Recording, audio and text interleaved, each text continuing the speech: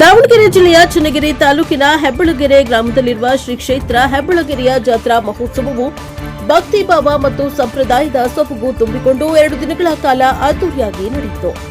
ಪ್ರತಿ ವರ್ಷವೂ ನಡೆಯುವ ಈ ಜಾತ್ರೆಯು ಈ ಬಾರಿ ಸಹ ಸಾವಿರಾರು ಭಕ್ತರ ಉಪಸ್ಥಿತಿಯಲ್ಲಿ ವಿಶೇಷವಾಗಿ ಮೂಡಿಬಂದಿತು. ದಿನಾಂಕ 21ರಂದು ಶ್ರೀ ಬಸವೇಶ್ವರ ಸ್ವಾಮಿಯ ಕೆಂಡಾರ್ಚನೆ ಕಾರ್ಯಕ್ರಮ ಭಕ್ತರ ಆಧ್ಯಾತ್ಮಿಕ ಉತ್ಸಾಹದ ನಡುವೆ ನಡೆಯಿತು. ಅಗ್ನಿಯ ಮೇಲೆ ನಡೆದು ಹರಕೆ ತೀರಿಸುವ ಈ ಕೆಂಡಾರ್ಚನೆ ಸಂಪ್ರದಾಯವು ಗ್ರಾಮಸ್ಥರ ಭಕ್ತಿ, ನಂಬಿಕೆ ಹಾಗೂ ಶ್ರದ್ಧೆಯ ಪ್ರತೀಕವಾಗಿದೆ. ವಿವಿಧ ಭಾಗಗಳಿಂದ ಆಗಮಿಸಿದ ಭಕ್ತರು ತಮ್ಮ ಹರಕೆಗಳನ್ನು ಸಲ್ಲಿಸಿ ಆಶೀರ್ವಾದ ಪಡೆದರು.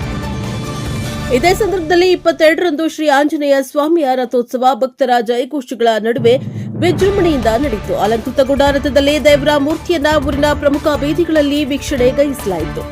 ಭಕ್ತರು ಪೂಜೆ ಸಲ್ಲಿಸಿ ರಥವನ್ನ ಎಳೆದು ತಮ್ಮ ಭಕ್ತಿ ಭಾವವನ್ನ ವ್ಯಕ್ತಪಡಿಸಿದರು.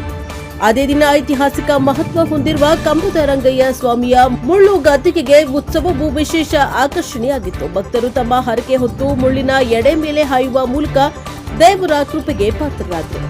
ಈ ಆಚರಣೆ ಪೀಳಿಗೆಯಿಂದ ಪೀಳಿಗೆಗೆ ಸಾಗ್ತಾ ಇರುವ ಪರಂಪರಾಗತ ಸಂಸ್ಕೃತಿಯ ಪ್ರತಿರೂಪವಾಗಿದೆ. ಜಾತ್ರಾ ಸಂದರ್ಭದಲ್ಲಿ ಗ್ರಾಮದಲ್ಲಿ ಹಬ್ಬದ ಸಂಭ್ರಮ ಮನಮಾಡಿತ್ತು. ವಿವಿಧ ಸಾಂಸ್ಕೃತಿಕ ಕಾರ್ಯಕ್ರಮಗಳು, ಭಜನೆಗಳು ಹಾಗೂ ಧಾರ್ಮಿಕ ವಿಧಿವಿಧಾನಗಳು ಜರುಗಿದ್ದವು. ಗ್ರಾಮಸ್ಥರು ಮತ್ತು ಸುತ್ತಮುತ್ತಲಿನ ಪ್ರದೇಶದ ಜನರು ಉತ್ಸವದಲ್ಲಿ ಭಾಗವಹಿಸಿ ಸಹಭಾಗಿತ್ವ ತೋರಿದರು. ಗ್ರಾಮದ ಹಿರಿಯರು, ಯುವಕರು ಹಾಗೂ ಮಹಿಳೆಯರು ಸಮನ್ವಯದಿಂದ ಜಾತ್ರೆಯನ್ನ ಯಶಸ್ವಿಯಾಗಿ ಆಯೋಜಿಸಿದ್ದು ವಿಶೇಷ ಗಮನ ಸೆಳೆದಿತ್ತು. ಭಕ್ತರಿಗೆ ಅನ್ನ ಸಂತರ್ಪಣೆ ಹಾಗೂ ಅಗತ್ಯ ಸೌಲಭ್ಯಗಳನ್ನು ಒದಗಿಸಲಾಗಿತ್ತು.